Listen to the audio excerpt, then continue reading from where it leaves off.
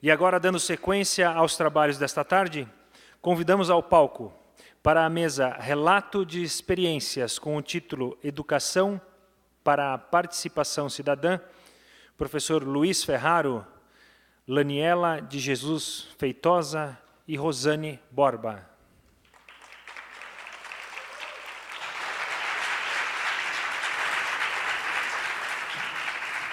Para mediar esta mesa, gostaríamos de chamar o professor Marcos Sorrentino.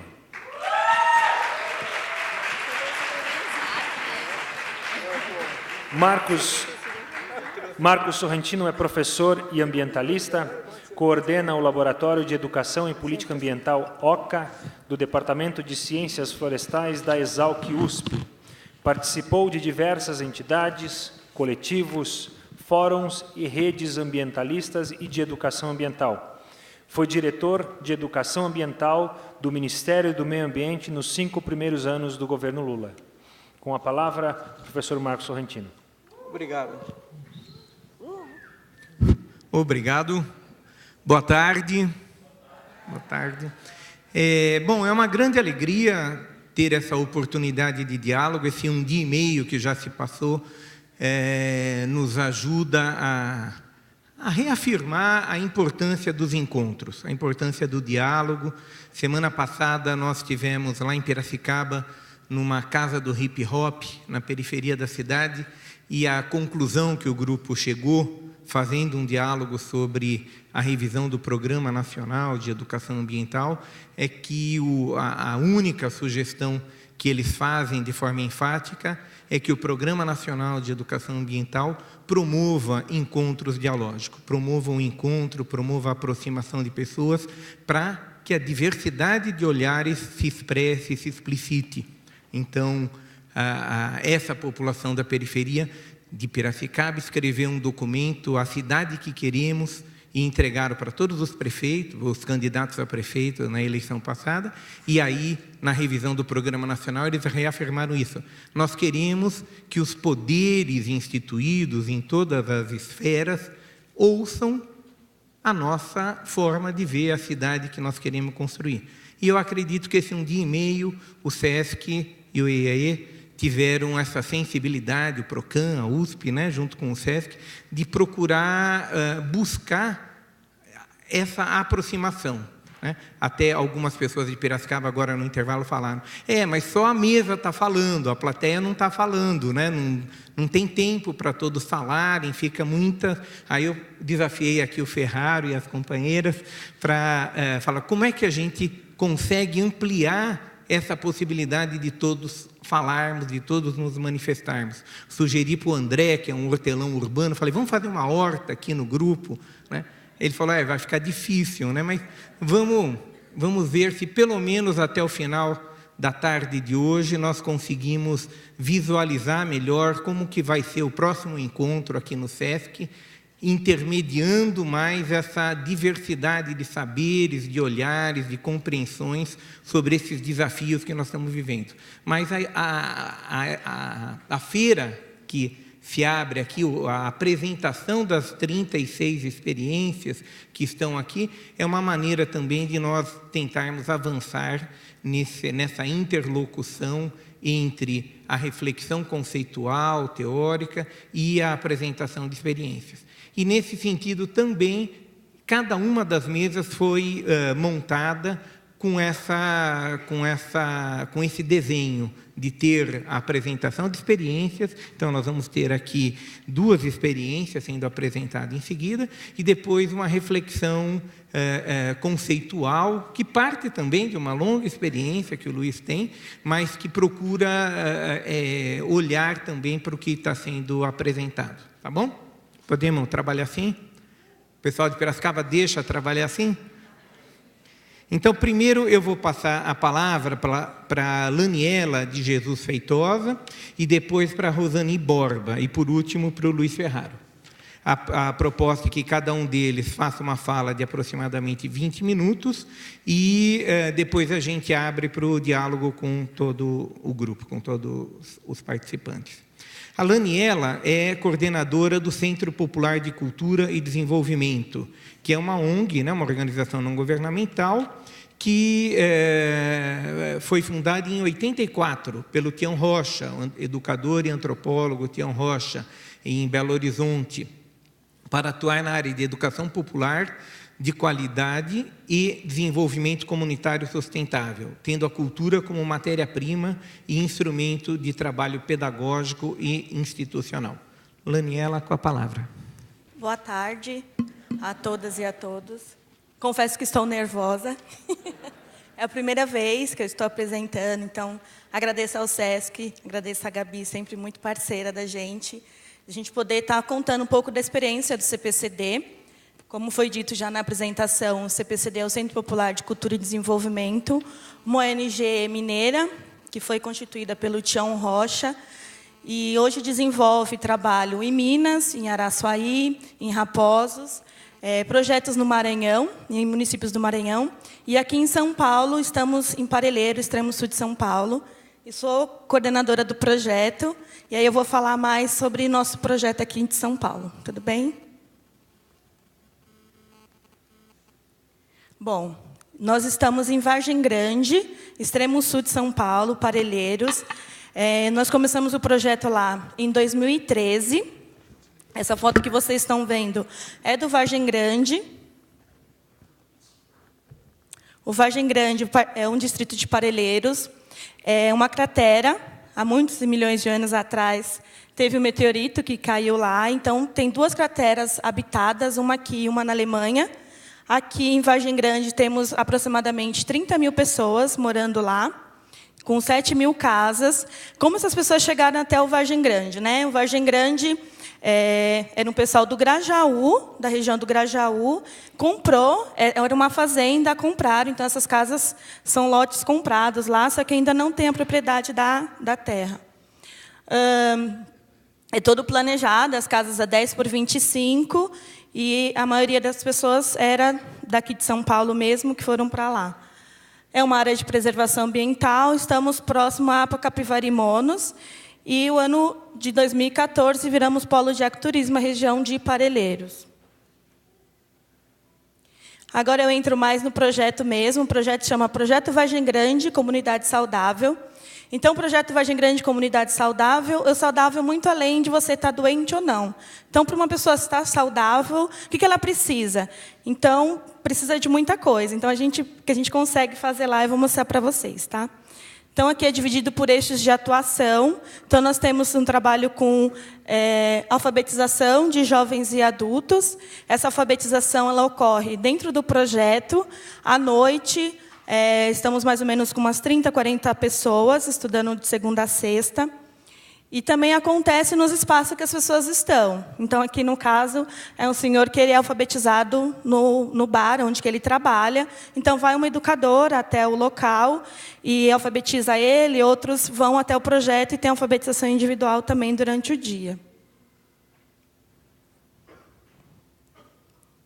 Um outro eixo de atuação são as práticas de permacultura, que a gente trabalha com tinta de terra, que é um mote bem grande lá no Vargem Grande, o pessoal gosta bastante, com hortas comunitárias nos quintais dos moradores do Vargem Grande. Atualmente, a gente já está com mais de 200 casas que tiveram alguma prática de permacultura, e aí inclui tinta de terra, horta e mandala, captação de água de chuva, captação de energia solar. E aí, essas casas, posteriormente, que participa das oficinas, um agente vai até a casa e continua fazendo esse acompanhamento. Aqui são as parcerias que a gente tem. Então, a gente tem monitoramento de nascente no Vargem Grande. Tem o Ana Lapine, que é uma instituição próxima da gente, que tem cursos com adolescentes, e a gente faz oficinas todas as quintas com as práticas de permacultura. Aqui são os guardiões, que são jovens, né, de 6 a 13 anos, que segunda, quarta e sexta, da 1h30 às 4 horas da tarde, vão lá para aprender diversas técnicas de permacultura, diversos tipos de oficinas.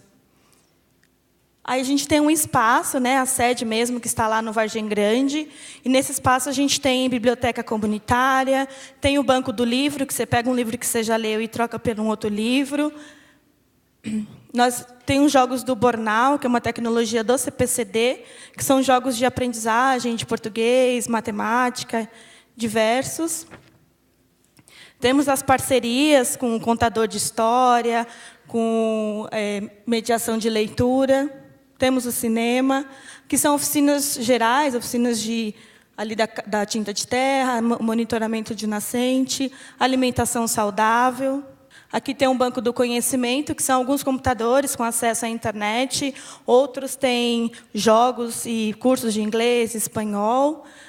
A biblioteca, que eu falei para vocês. O livrômetro, que a pessoa que mais lê o livro tem um destaque dentro da biblioteca como incentivo. O banco do livro, que eu falei para vocês já. E mais ou menos de 80 a 100 pessoas frequentam a sede por dia. Aqui são alguns moradores, alguns depoimentos. E aí são algumas fotos do projeto. Aqui é o Banco da Solidariedade. Que seria o que o Banco da Solidariedade? Você fala o que você tem para aprender, que você gostaria de aprender, o tempo disponível que você tem para aprender, o que você tem para ensinar e o tempo disponível que você tem para ensinar. Então, aí realiza essas trocas. Então, ali no caso, a dona Ana ensina a oficina de pano de prato e ela está aprendendo informática. O Cleiton ensina o violão e está aprendendo a oficina de desenho. E assim vão sendo feitas as oficinas. A troca é o saber, né? Mudou mais? Opa. As oficinas de alimentação saudável, tanto com as crianças e adolescentes, como mulheres do bairro. A alfabetização, que nem falei para vocês, que acontece em diversos espaços. Aí são algumas fotos das oficinas de práticas de permacultura nas casas. A nossa biblioteca. E os guardiões do Vargem Grande, que é através de brincadeiras, de jogos. Então, ali brincando na rua, tomando conta da rua novamente, que é o lugar onde a criança tem que estar, é na rua, brincando, se divertindo. E ali é um campo que tem lá próximo, o campo da 17. E é isso, gente. É um prazer estar aqui com vocês. Aqui está o nosso site. A gente espera vocês lá, receber visita de vocês. Para a gente é uma honra estar aqui, podendo estar falando do nosso projeto. Eu trouxe a galerinha do Vargem Grande, está ali em cima, que são eles que fazem as coisas, são educadores.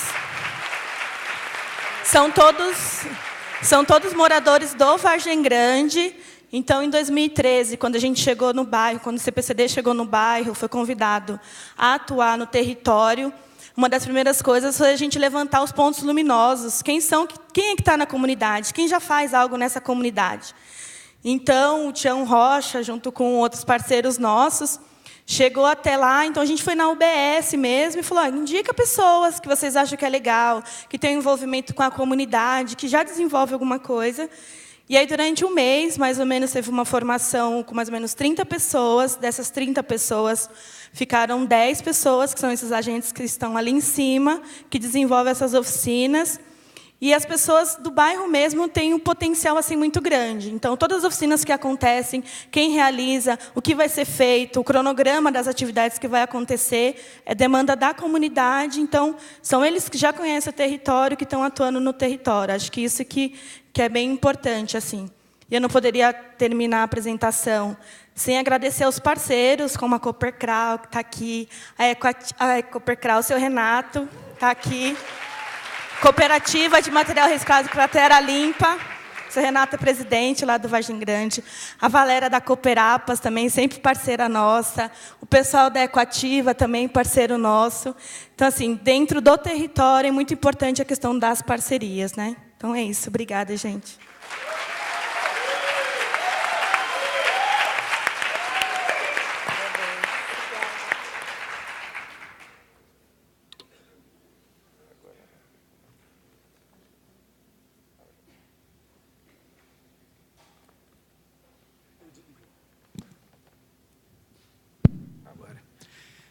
Foi um tempinho para vocês mastigarem todo esse conjunto de informações relatadas aqui pela Laniele.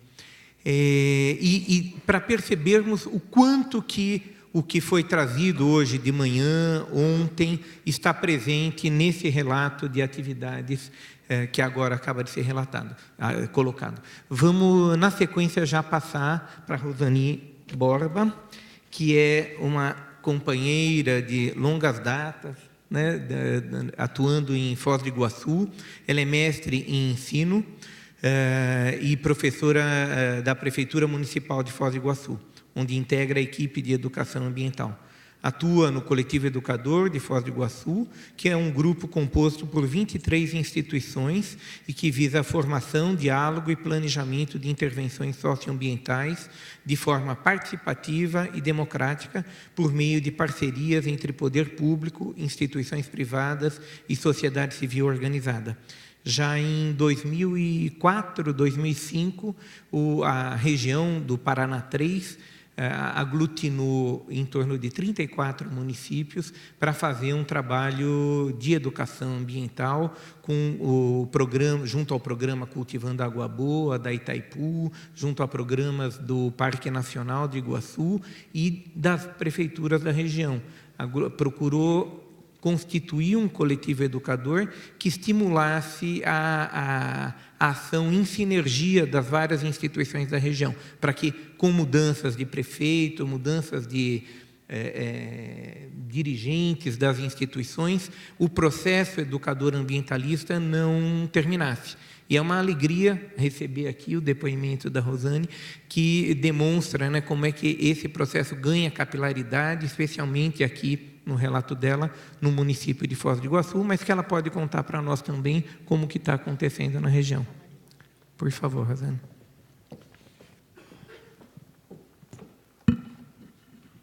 Eu vou falar daqui porque eu preciso de uma cola. Boa tarde. Depois dessa acolhida do Marcos, né, que é o nosso grande inspirador para a ação de coletivo educador lá no município, eu quero agradecer muito o convite do SESC e a oportunidade de estar representando o coletivo educador do município de Foz do Iguaçu aqui nesse evento. Eu só preciso pegar o passador. Esqueci.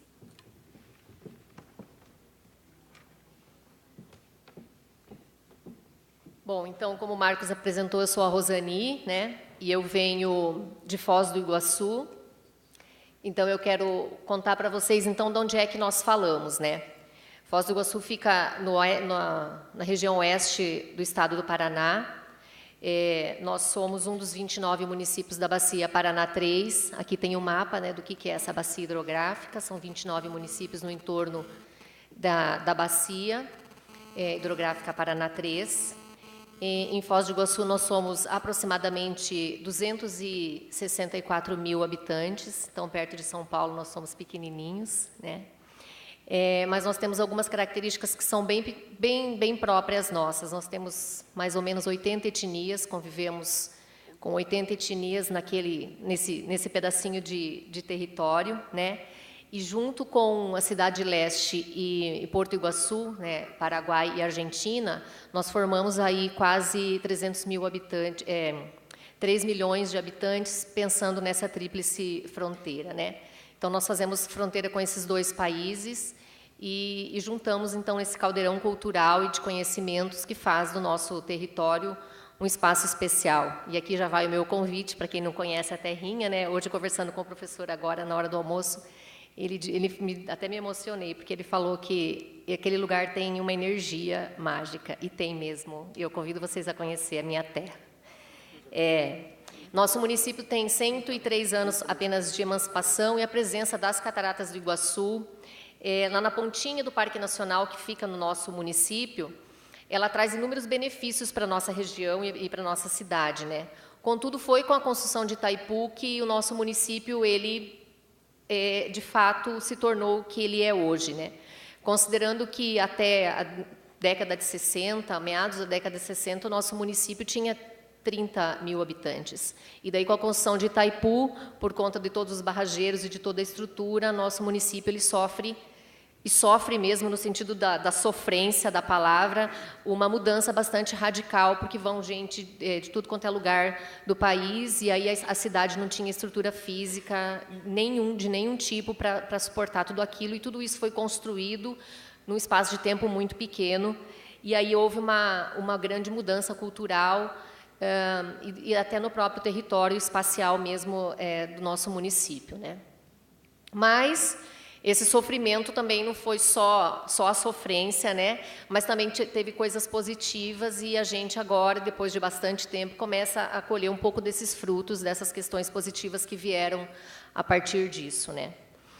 Claro que a presença do Parque Nacional e da Itaipu, eles exercem uma influência bastante grande no nosso município, no sentido não apenas da geração de renda, no sentido da economia, mas também são instituições que colaboram muito com as questões socioambientais e com as questões de educação ambiental propriamente ditas, por conta dos programas que desenvolve, e isso acaba interferindo e colaborando com todas as questões do nosso espaço, né? Mas como que nasce o coletivo educador, né?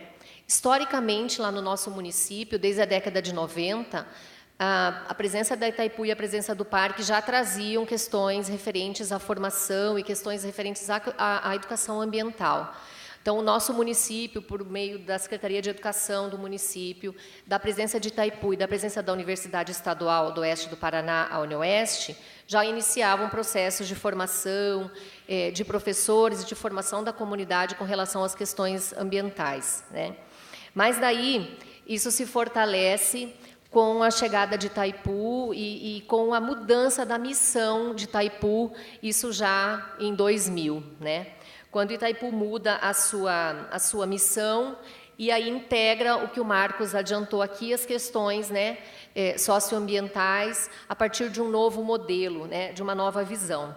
E aí os documentos da própria política de educação ambiental, da Carta da Terra e do Tratado, e todo esse movimento que acontecia no Ministério do Meio Ambiente e com o Ministério da Educação, a partir lá de 2003, a Itaipu começa um programa que chama Cultivando Água Boa. E aí constitui um coletivo, como o Marcos falou, de 30 e tantos municípios, né? E hoje é um coletivo que congrega 29 municípios, e é o Coletivo Educador da Bacia do Paraná 3.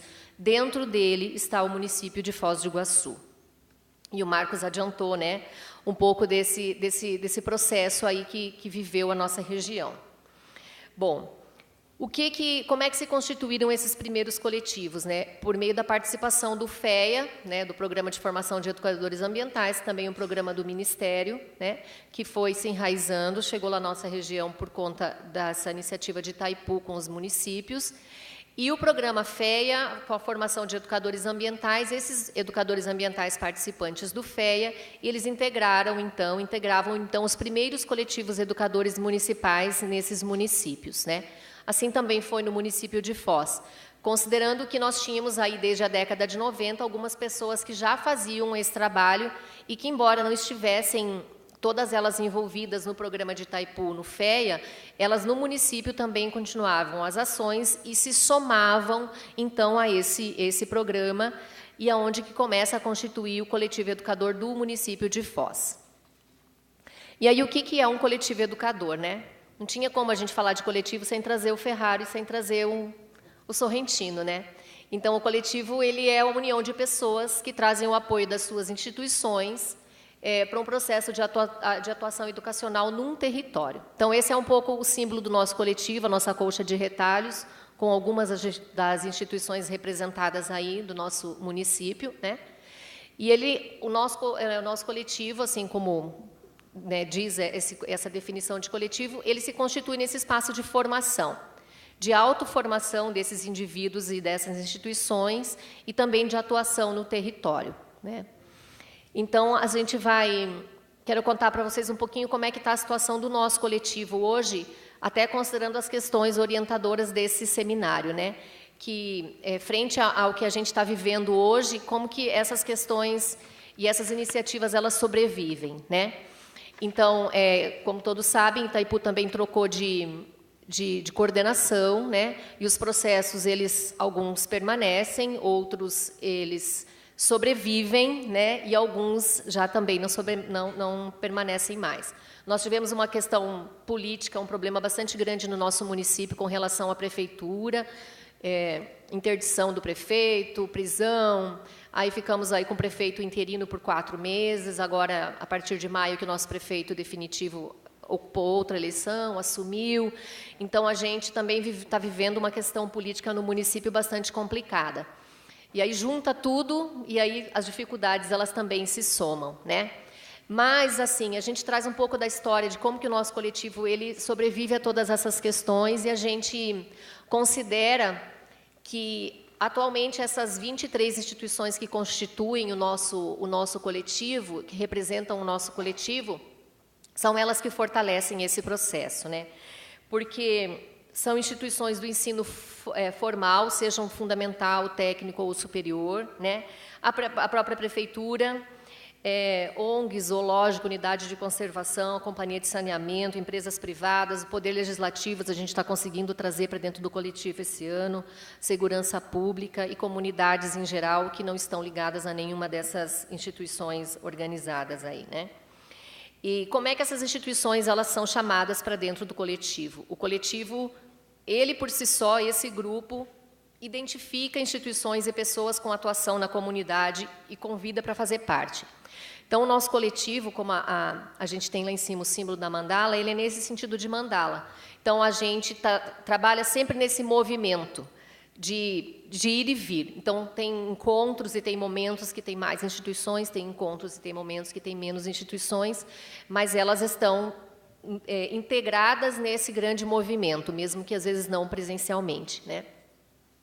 Como que a coordenação desse grupo é feita, né? É uma coordenação compartilhada.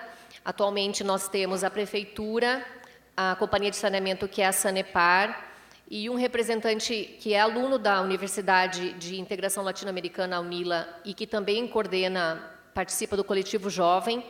Nós essas três instituições estão na coordenação do coletivo educador nesse momento. A cada 2 anos, nós fazemos uma escolha de novos coordenadores. Então, essas instituições pedem para sair, ou então a gente, entre o grupo, define quem teria mais condições nesse momento de coordenar o grupo do coletivo. E o que essa coordenação faz, né? Qual que é o trabalho dessa coordenação?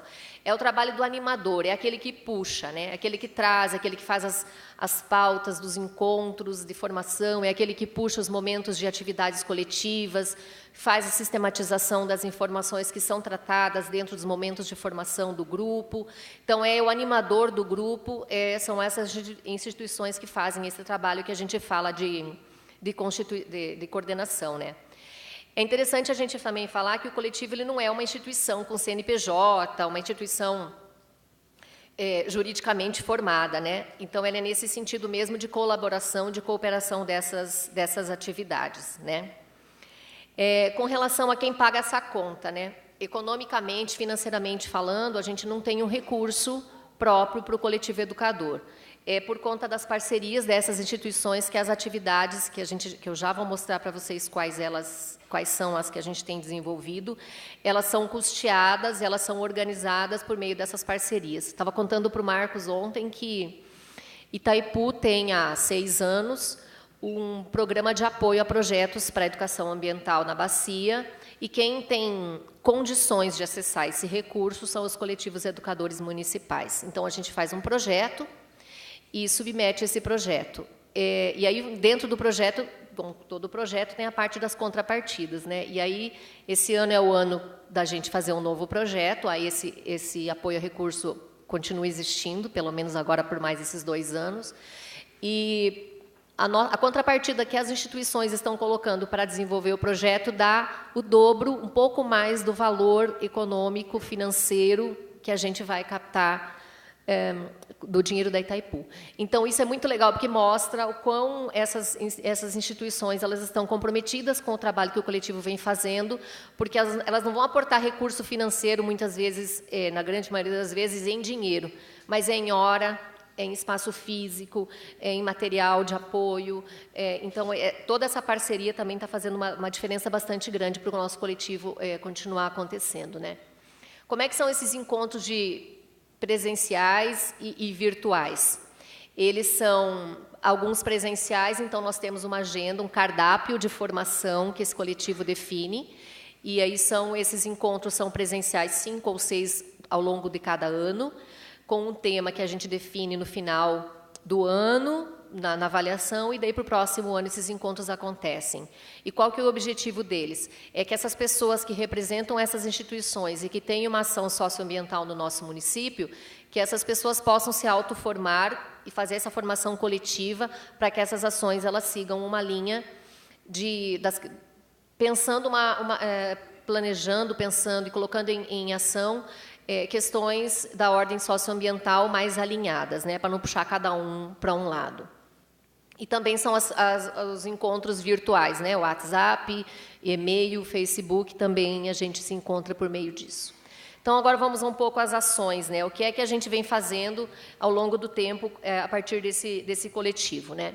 Então, nós temos atividades coletivas e que a gente passou a entender que essas atividades coletivas nas datas ambientais, elas têm um caráter que vão além daquele caráter de atividades pontuais, de comemorar o Dia da Água, o Dia do Meio Ambiente e o Dia da Árvore.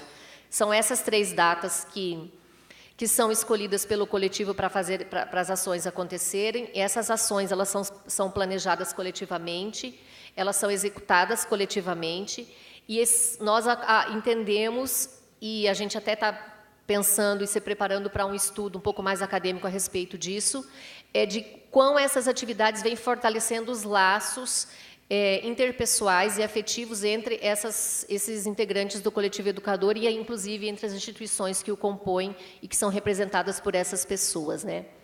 Então, além disso, tem o apoio às comunidades de aprendizagem do FEA, né? Esse ano não vai ter o FEA, que é o curso de formação promovido pela Itaipu, mas todos os outros anos, quando havia esse curso, o coletivo educador, composto também por esses integrantes do curso, as instituições que não compõem o FEA apoiam as comunidades de aprendizagem, que são essa capilarização das questões socioambientais e propriamente de educação ambiental dentro do território, né?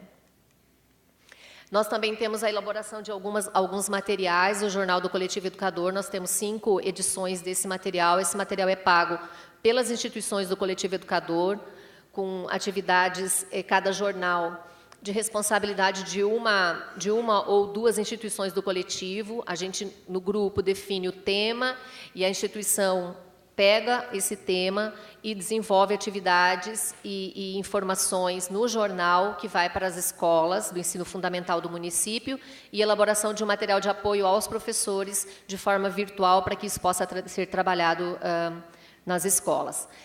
Esse ano passado foi feita uma avaliação e o coletivo definiu que esse ano o projeto do coletivo vai ser a formação dos membros do coletivo para a construção da política municipal de educação ambiental, e nós começamos já.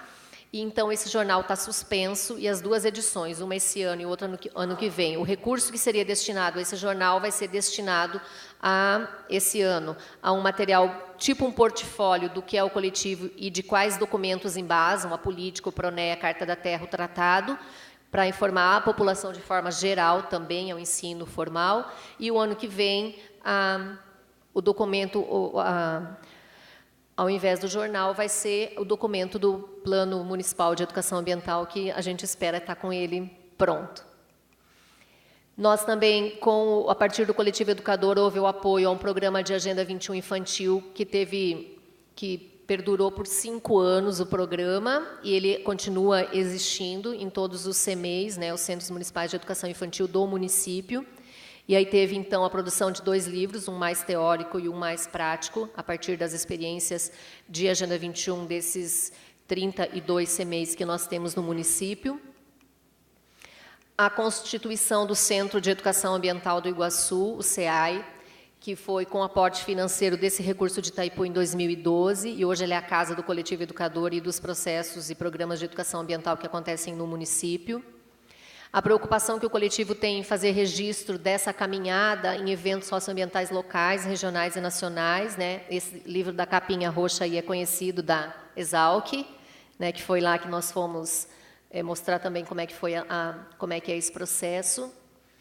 Nós temos um programa de formação de professores que é coordenado pelo município, que o coletivo dá um super apoio, que é Educação Ambiental e Acessibilidade, que nós começamos em 2012 pela Secretaria do Meio Ambiente e a Secretaria da Educação, e ele tem um resultado bem importante, que é trabalhar a educação ambiental na educação especial, né, falando do ensino formal e pensando essas questões da educação ambiental para acessibilidade, né?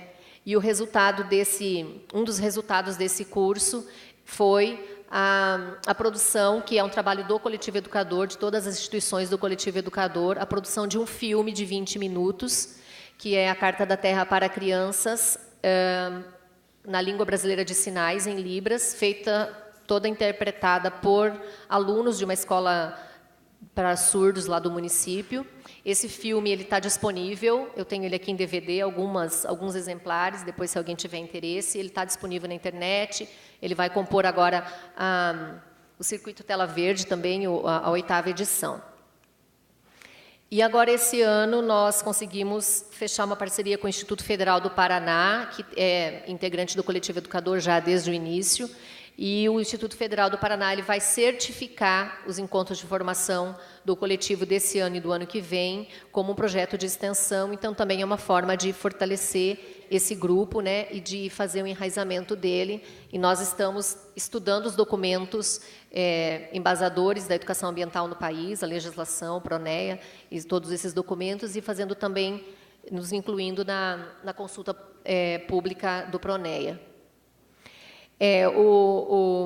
O Guerra estava falando, né, da experiência lá de Piracicaba, da carta aos prefeitos. Essa é uma prática que nós adotamos no nosso coletivo já há duas eleições, da carta compromisso aos candidatos. Ontem até tivemos uma notícia boa, eu estava aqui, mas o pessoal lá estava com o prefeito que eleito agora esse ano, né, por conta dessa confusão toda, e que assumiu em maio.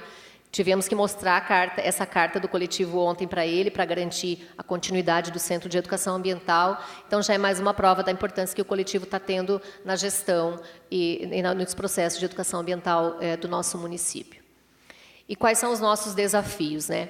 Os nossos desafios, que são os desafios que o coletivo está encampando dentro do nosso município, que apesar de ter um histórico de educação ambiental desde a década de 90, nós ainda não temos, assim como a grande maioria dos municípios brasileiros, a nossa política municipal de educação ambiental. Então, nós agora estamos trabalhando para essa política municipal, nesses 2 anos, esse ano e o ano que vem, e depois é garantir que essa política seja de fato implementada, né? E aí o nosso grande desafio é continuar sobrevivendo a essas mudanças políticas e estruturais que estão em curso no nosso país, né? E que também influenciam fortemente no território. E a gente está buscando essas alternativas que eu apresentei aqui para vocês, no sentido de continuar, né, nesse processo de formação das pessoas e das instituições que praticam as ações lá no nosso município. Então, aqui tem alguns nossos contatos, o meu pessoal e o do coletivo, e a gente aguarda a visita de vocês lá no nosso pedaço. Obrigada.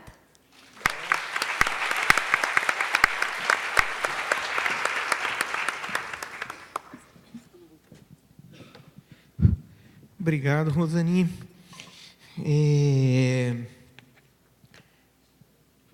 As duas apresentações, elas deixam claro que, para enfrentar a questão da degradação ambiental, a degradação social, né, as mudanças climáticas, a erosão de biodiversidade, a fome, né, são necessárias mudanças culturais profundas, né, e é necessário investir na participação da sociedade, né, uma participação que propicia mudanças sociais, né, uma capilaridade no tecido social, para além daquilo que está instituído, uma valorização dos processos instituintes e um diálogo entre o instituído e o instituinte. Tem alguns autores aí que falam sobre a importância do município, né?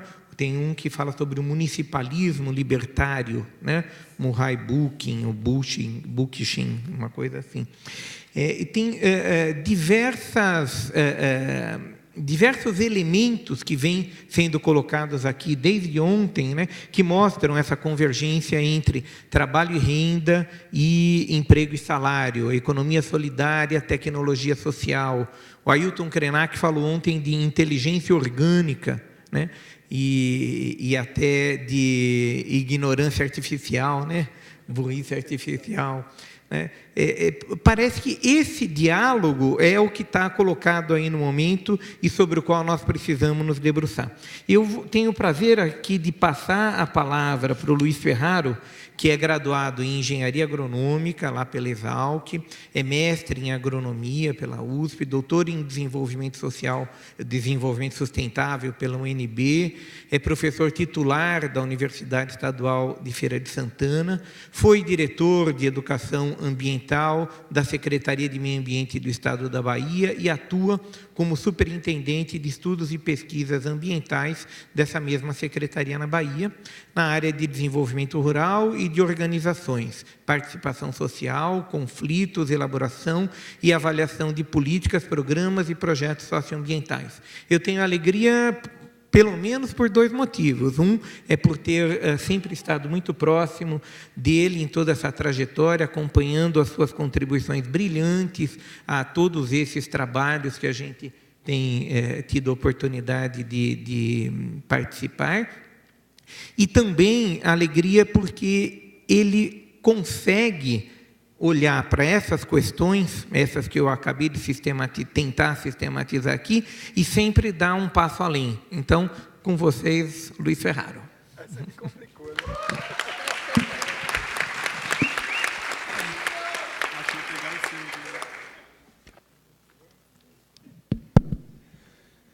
Bem, boa tarde. Agora o Marcos complicou minha vida aqui, né? Eu vou ter que mudar toda a minha fala para ver se correspondo. Bem, vou falar sentado mesmo, acho que não incomoda não, né? Não tem problema. Primeiro, é fantástico estar aqui, é muito gostoso ouvir sobre todas as experiências. Eu estava lembrando agora de uma fala do Guimarães Rosa, que é: um pouquinho de amor já é um descanso da loucura, né? E quando a gente vê essas experiências, a gente sente que essas experiências são um descanso da loucura, mas não são o fim da loucura, né? Elas nos alimentam muito, elas são um ato amoroso de um coletivo, de um grupo de pessoas, que serve para a gente falar: nossa, dá para fazer, né? Dá para ser diferente, a gente respira um pouquinho ali. Mas não deixam de ser pequenos jardins em frente a um deserto que não para de crescer. Mas o convite que me fizeram vem também desse meu encantamento, já de muito tempo, com essas experiências, né? Há muito tempo eu tenho tentado estudar as experiências, já há uns 10 anos eu comecei um projeto de mapeamento de experiências sociais para sustentabilidade, e quando fui para o governo da Bahia, levei esse projeto e propus para a secretaria que encampasse essa ideia de fazer convênios com universidades e fazer um levantamento amplo das experiências sociais para a sustentabilidade. E aí isso tem sido feito ainda, a gente está trabalhando com experiências sociais, fazemos intercâmbios das experiências, e a ideia foi sempre, assim, essas experiências têm que dizer algo para as políticas públicas.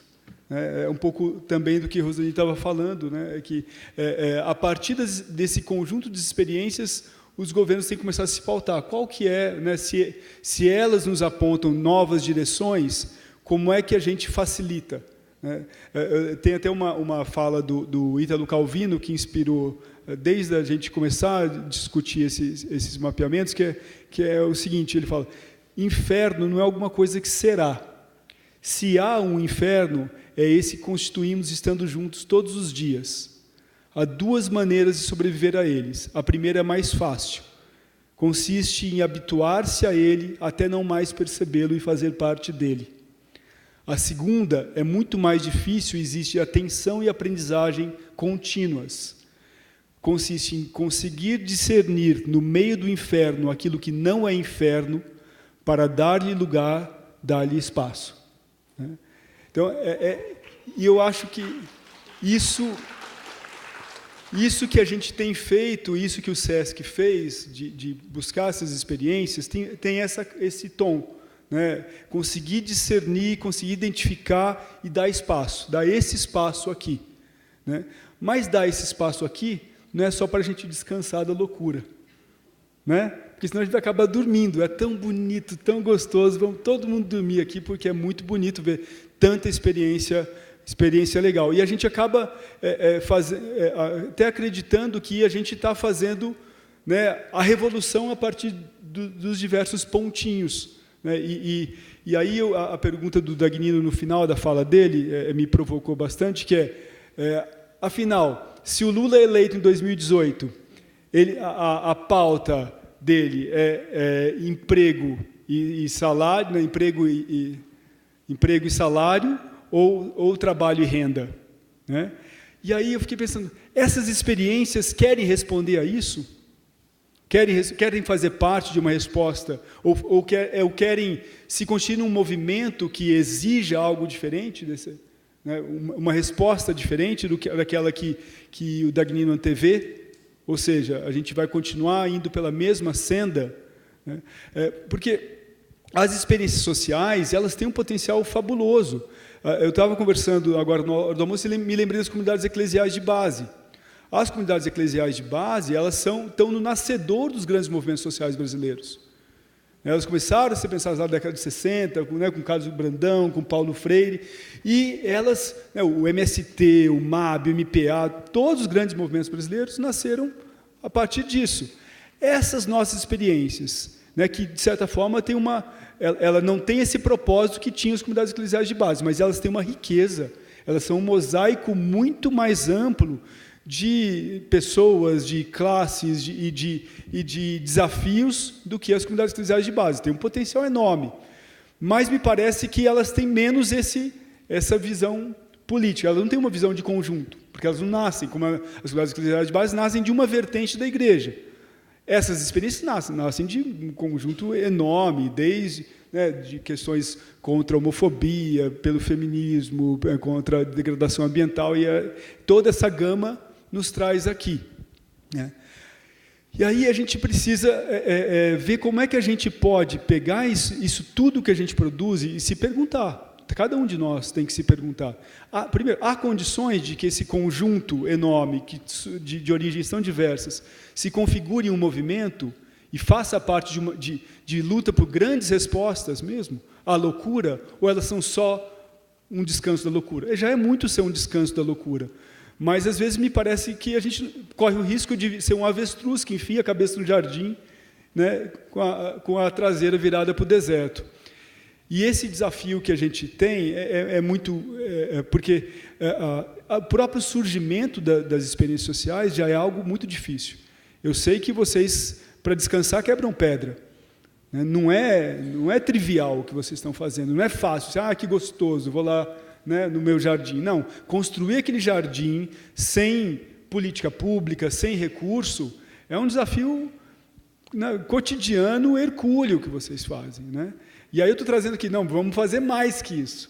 Mas, para fazer mais que isso, a gente tem que constituir uma força que está no conjunto, que não está em cada experiência sozinha.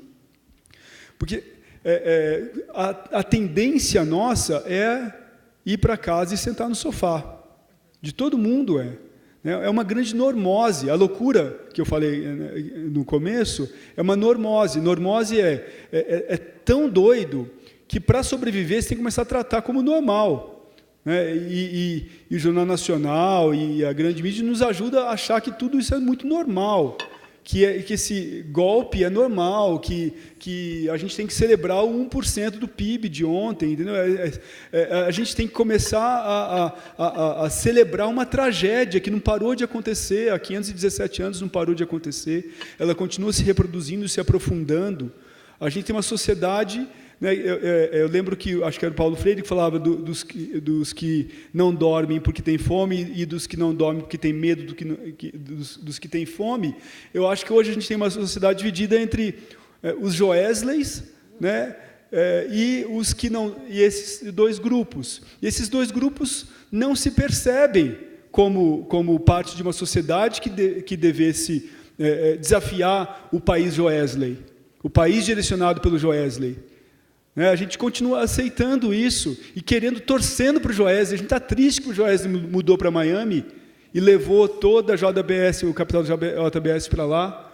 Então, a gente fica nessa situação, dessa normalidade patológica, sem conseguir força para sair dela. Então, já é um milagre que as pessoas saiam de casa para trabalhar com baldinho, para trabalhar com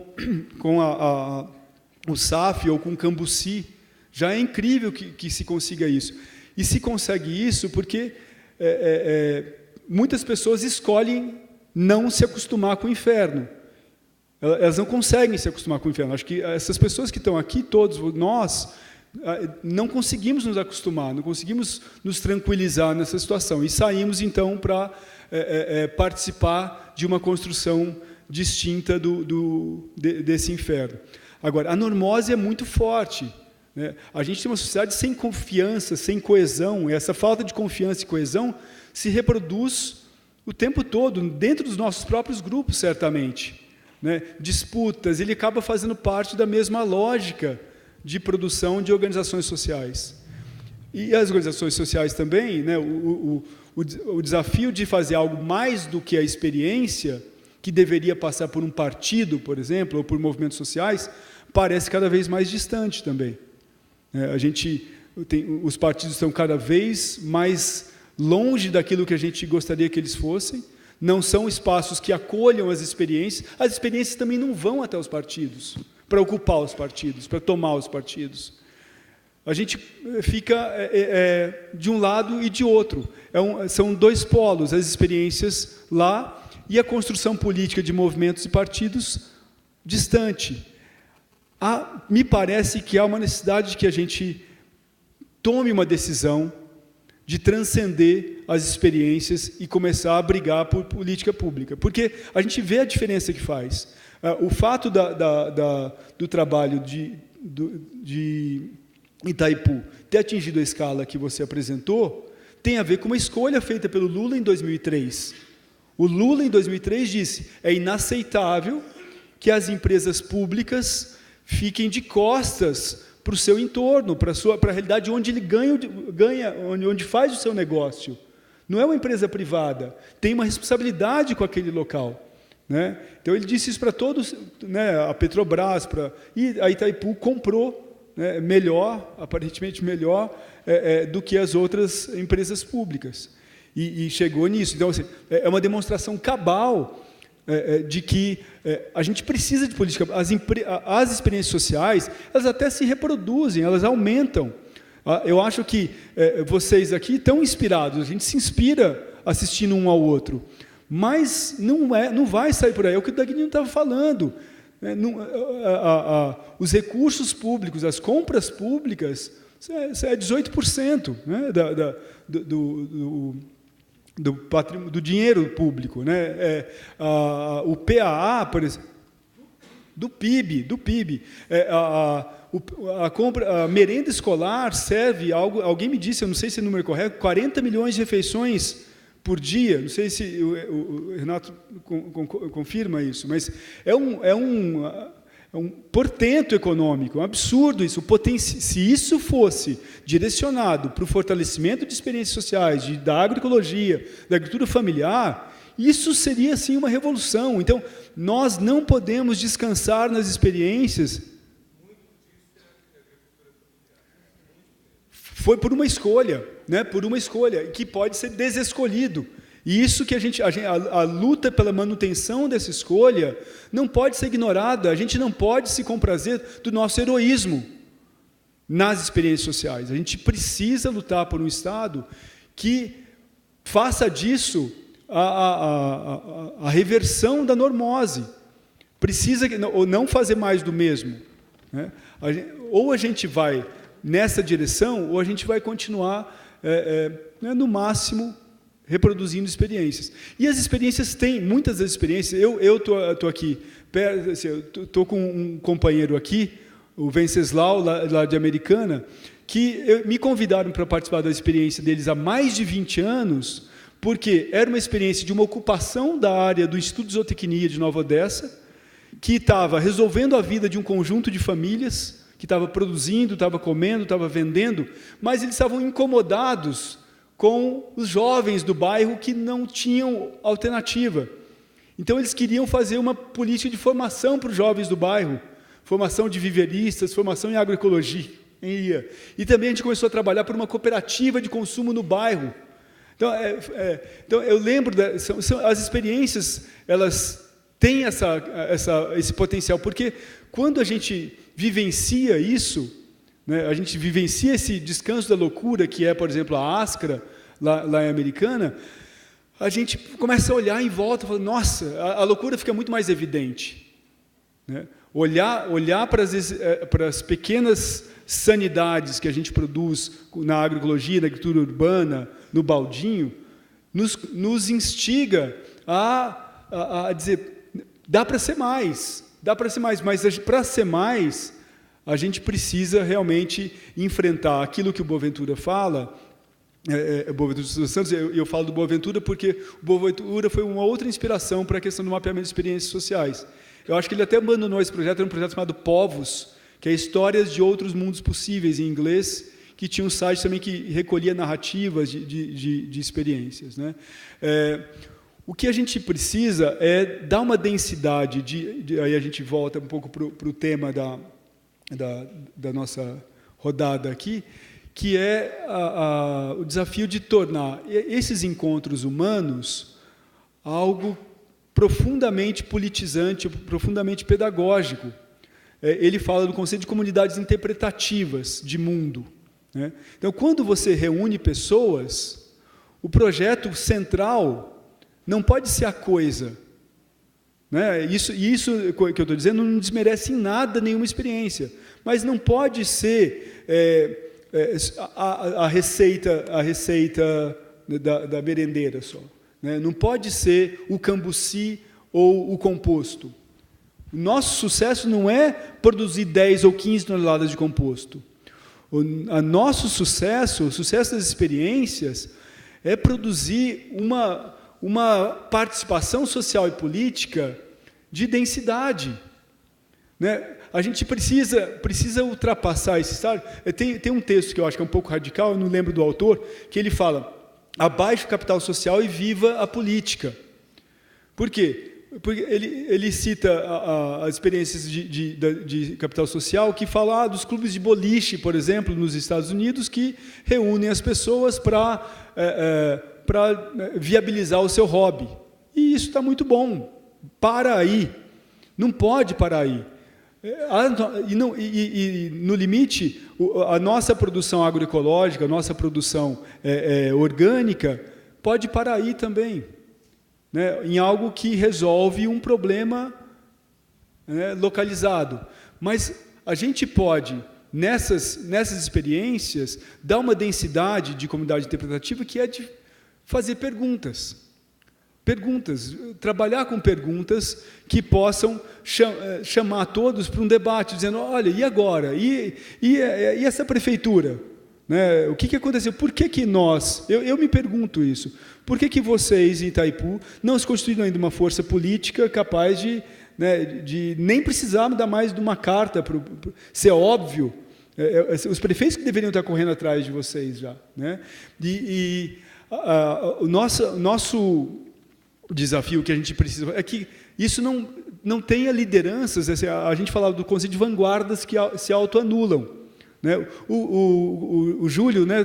Júlio, não sei se ele está aí ainda, estava falando do desafio de vocês deixarem o local, né? As pessoas passarem a escrever os próprios projetos.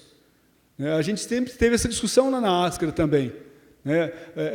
A comunidade escreveu os próprios projetos. E isso tem a ver com essa... Quando nós passamos a promover experiências, com esse nosso compromisso de... o nosso principal produto, o nosso principal sucesso é formação. É formação política. Né? Eu tenho um amigo que é radical, que ele cita o exemplo de um filme muito legal chamado Ticklehead, o melhor lugar do mundo, que é um filme que uma comunidade de pescadores que está vivendo de pesca, não mais de pesca, de defeso, de recurso de bolsa. E eles estão lá vivendo assim, do bar para o lugar onde eles pegam um cheque. até que vem a possibilidade de trazer uma fábrica qualquer, uma fábrica de reciclagem de lixo de plástico, né?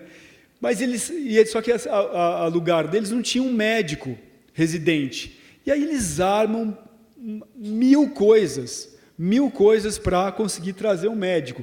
Tentam fazer o médico se apaixonar pela filha de um deles. Aprendem a jogar cricket, porque o médico gostava de jogar cricket, eles odeiam cricket. Assim, eles vão fazendo um monte de tramóia e aquilo reaviva a vida política, o projeto daquela comunidade de pescadores, que estava ali, né, vivendo numa normose. Então, essa vida que ganha força própria, não importa, aí eu concordo com esse meu amigo, não importa às vezes tanto o conteúdo, né, se é composto, ou se é canto, ou se é rap, né, importa que aquilo ligue as pessoas, ative as pessoas para que elas queiram, talvez no primeiro momento só descansar um pouquinho da loucura, mas com o tempo, a gente possa tê-los aqui também discutindo como vamos transformar isso em um grande movimento, como a gente vai transformar isso num processo de reversão da loucura brasileira, né, e de sair dessa normose e de enfrentar os desafios que a gente tem para tomar conta desse Estado, tomar conta desse país e não deixar ele na mão do Joesley. Obrigado.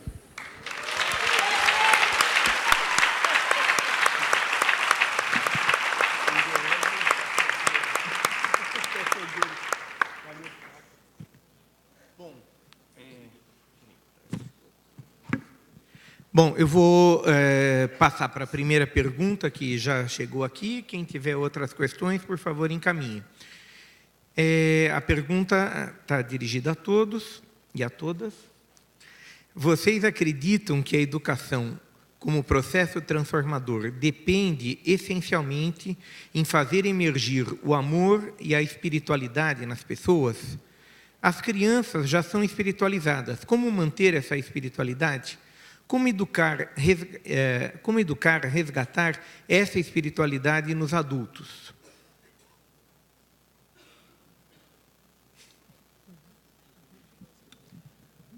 Alguém quer falar? Eu não sou a pessoa mais indicada para dialogar com essa questão. Eu acho que independente de visão de religião, de espiritualidade, acho que existe uma ontologia na política, né? Existe um conceito, algo que vem realmente do fígado, como a gente estava dizendo, e que nos chama para a participação política, né? A Hannah Arendt fala isso, que o nascimento de cada ser humano, né, e de cada criança, ele radica ontologicamente a política. Ela quer dizer com isso que cada criança tem o direito de pensar o mundo diferente, tem o direito de querer fazer diferente. Então, não adianta a gente querer acabar com a política ou quererem acabar com a política.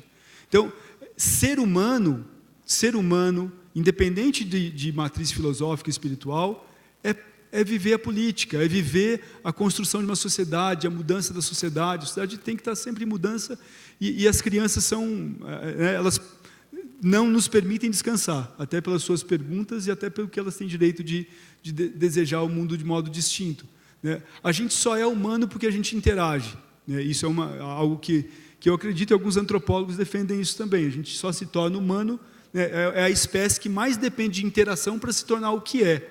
Tanto que tem criança que vira lobo, criança que vira, né, macaco. A gente só se torna o que a gente é porque a gente convive entre humanos. Então, acho que sim, acho que existe uma espiritualidade e um aprofundamento da humanidade em produzir essas experiências e em fazer isso junto.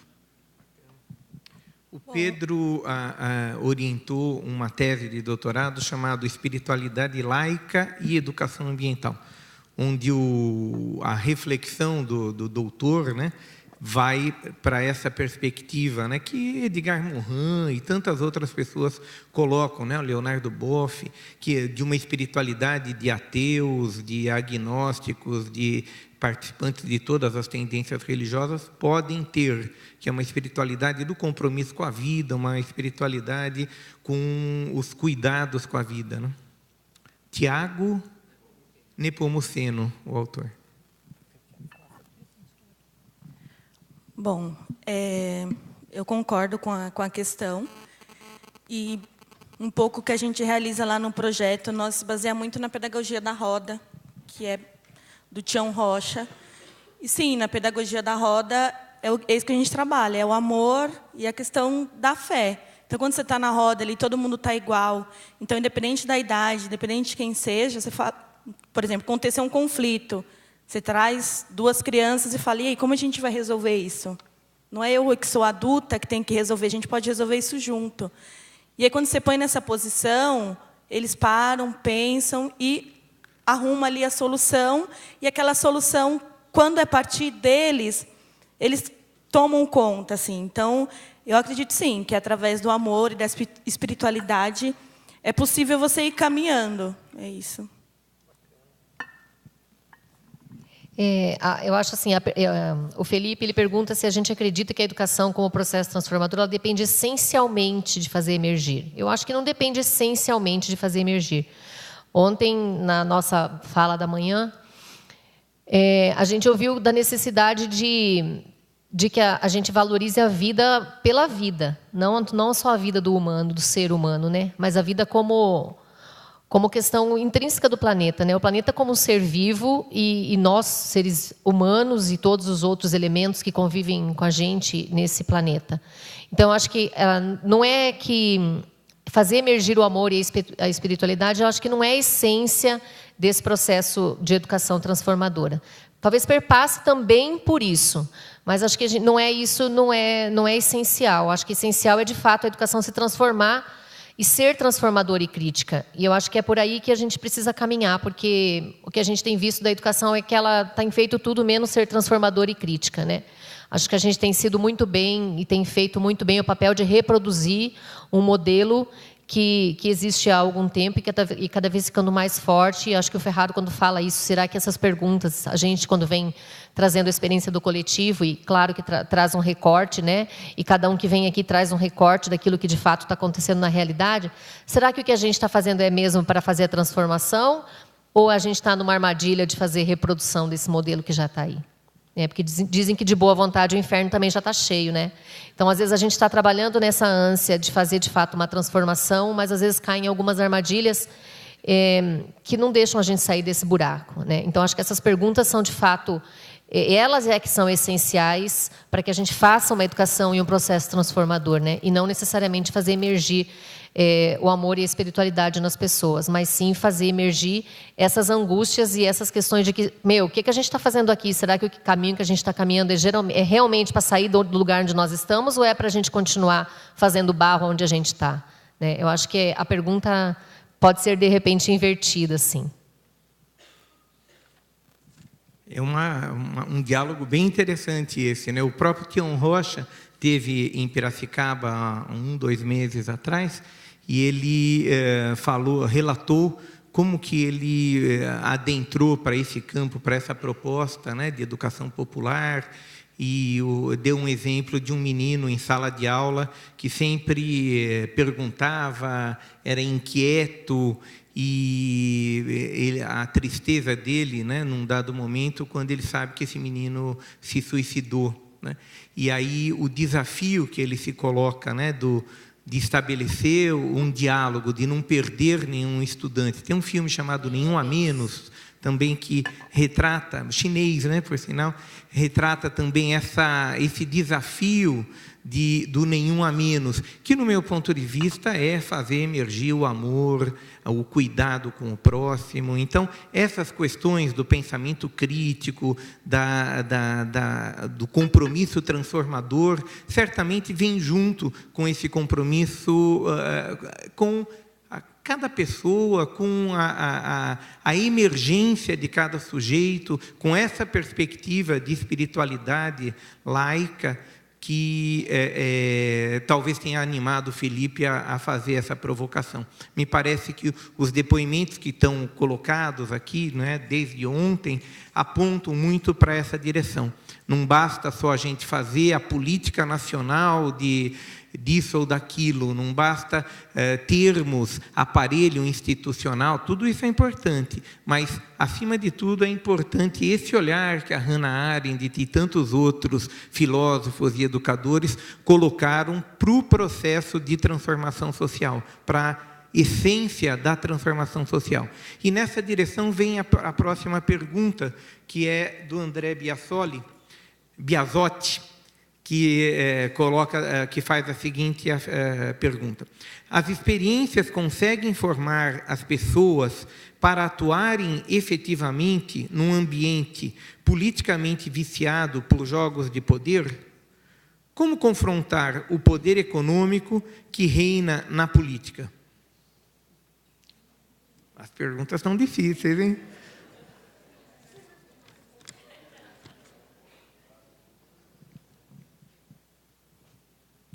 Bom, eu vou falar enquanto a experiência do coletivo, né? Eu não sei responder se a gente consegue formar, mas eu posso dizer que a gente está em processo de tentar fazer a formação, né? E eu também penso que nesse processo de formação, que nós estamos nesse processo de formação e caminhando juntos, claro que as instituições trazem os seus interesses também representadas, né? Os seus interesses também vêm representados pelas pessoas que ali compõem o grupo, mas que tem, sim, em alguns momentos, e acho que por isso que a gente tem brigado muito pelo processo de formação também mais teórico, de estudar documentos e de estudar textos que embasam esses processos de ação, que é justamente para fazer esses questionamentos, né? Que quando se trata da educação ambiental, vem muito aquilo que está no senso comum. As pessoas que fazem parte desse grupo, desse coletivo, nem todos são da educação ambiental, são da academia. Então, são pessoas que têm trabalhos lá na sua comunidade, é o guarda municipal, que tem um trabalho com uma ação, com horta lá nas escolas, e vem para o coletivo educador, ou é aquele que trabalha com o jovem. Então, assim, tem pessoas de diversas instituições, e não necessariamente, e essa, claro, não é uma exigência, nem deve ser, é o formato do coletivo caminhar por esses múltiplos conhecimentos dessas diferentes áreas. Então, só que essa colcha de retalhos de conhecimentos e de experiências, ela precisa ser afinada em algum momento, senão a gente não consegue caminhar, né, com um norte. Então, o que a gente tem tentado é fazer esses estudos nesses momentos de formação, desses encontros, para que a gente consiga sentar, estudar, discutir documentos, discutir legislação de educação ambiental e documentos norteadores, para que a gente entenda um pouco o que é essa educação transformadora, essa educação crítica, emancipatória, como é que a gente pode fazer isso e quais são os entraves que os estudos e esses documentos vêm falando para a gente, e como é que isso pode se dar no desdobramento na prática. Então, a gente entende que a gente está num processo que, muitas vezes, ele regride, ele fica estagnado em alguns momentos, os resultados que a gente, às vezes, almeja e sonha dentro daquele grupo, até nas próprias ações mais pontuais, às vezes, eles não são tão satisfatórios quanto aquilo que a gente desejava, mas a gente está buscando esse processo de formação, de autoformação dessas pessoas, para que elas, em alguns momentos, fora desse grupo, possam fazer essas atuações lá na sua instituição, e aí isso possa fortalecer para que a gente consiga, de fato, ter o que o Ferraro fala, que é uma política pública que ajude a gente a, mesmo que mude uma peça ou outra, um elemento ou outro desse cenário político, a gente consiga manter, pelo menos, alguns processos e não que eles regridam cada vez que aconteça essa mudança. Mas acho que é difícil a gente dizer sim, estamos, ou não, não estamos, né?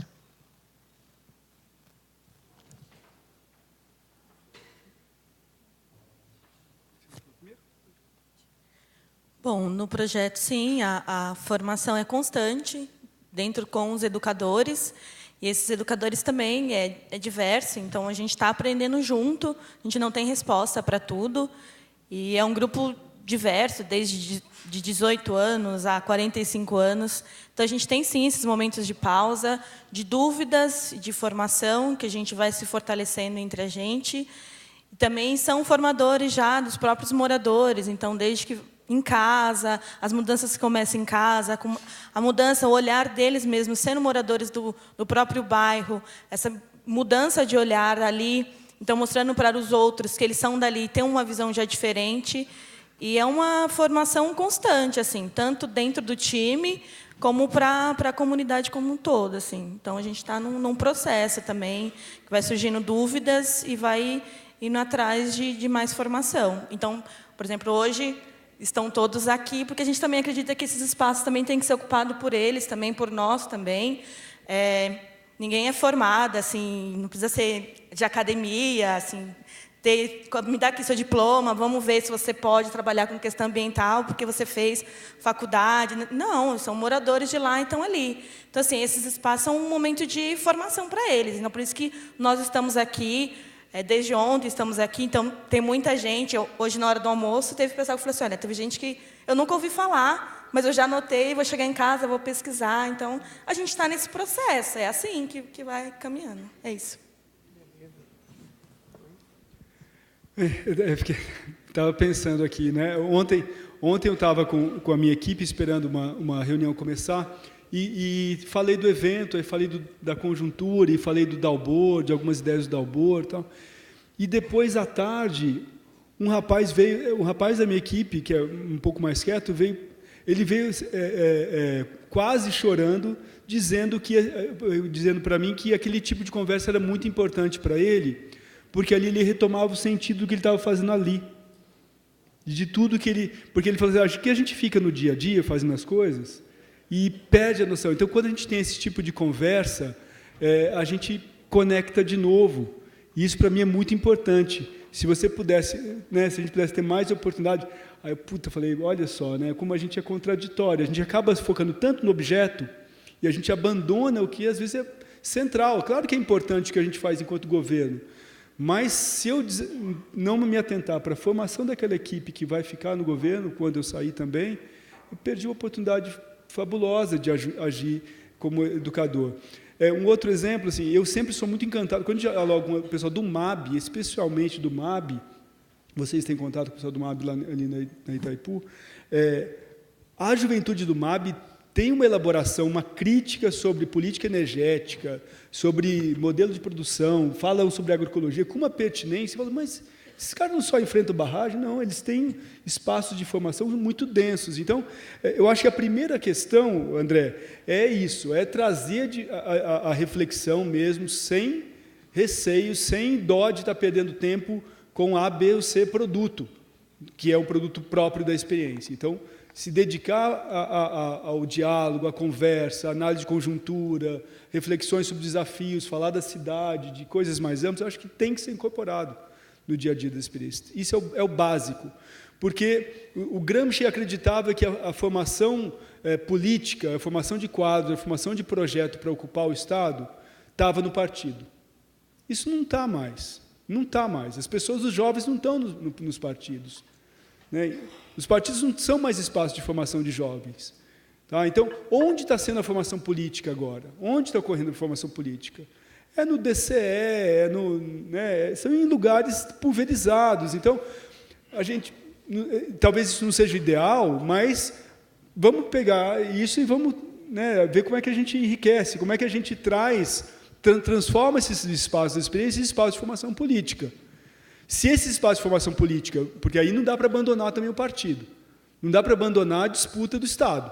Então, assim, se esse espaço de produção política, né, que eu reconheço experiências como tais, vão, em algum momento, começar a querer ocupar, querer disputar alguma coisa dentro do partido ou dentro de outros espaços de organização política, sejam sindicatos, sejam cooperativas, sejam associações, já é algo que não nos compete. Agora, o nosso desafio é fortalecer a componente de formação política dentro das experiências sociais.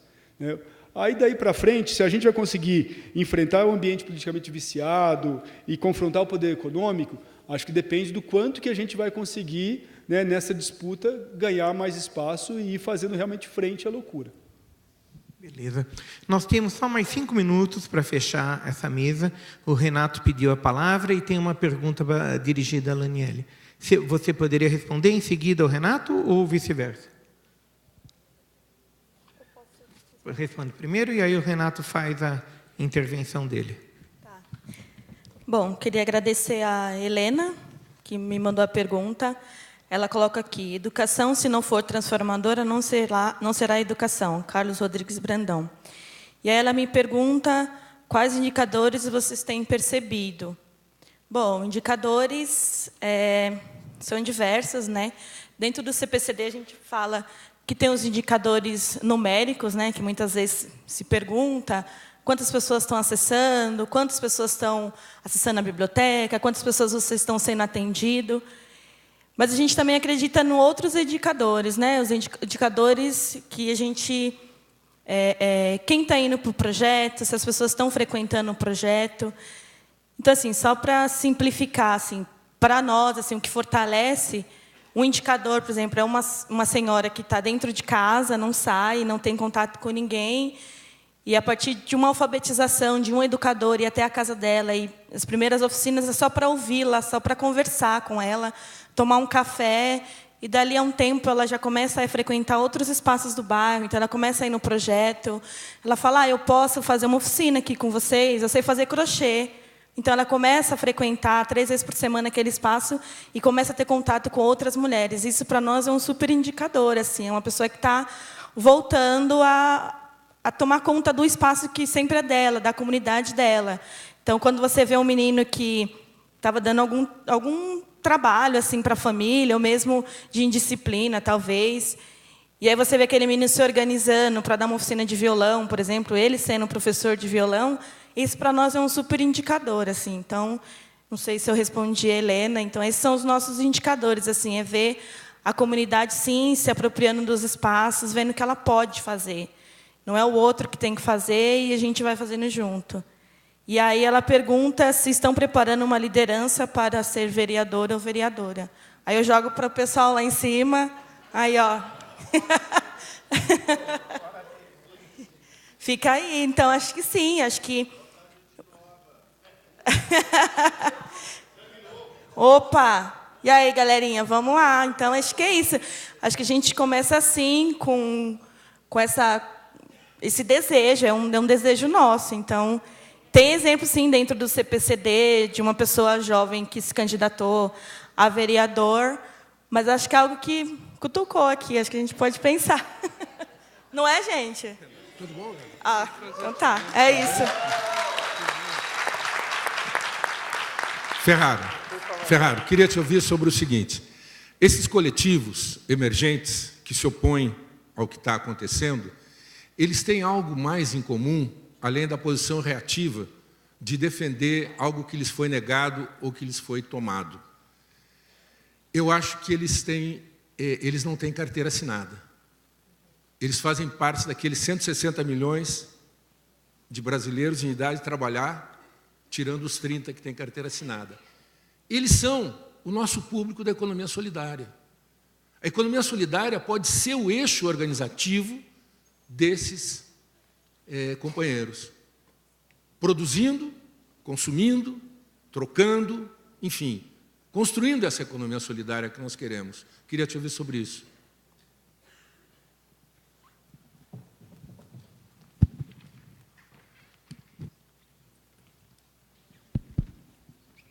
Eu concordo totalmente que é um eixo aglutinador forte, né? Porque a grande parte dos que não dormem porque têm fome precisam encontrar saídas, e eles vão ser cada vez mais numerosos, principalmente com a reforma trabalhista. É uma situação de aquela sobrepopulação super empobrecida, né? que o Singer falava, né?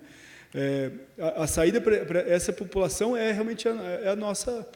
são o nosso interlocutor preferencial, que a gente tem que conseguir chegar até ele.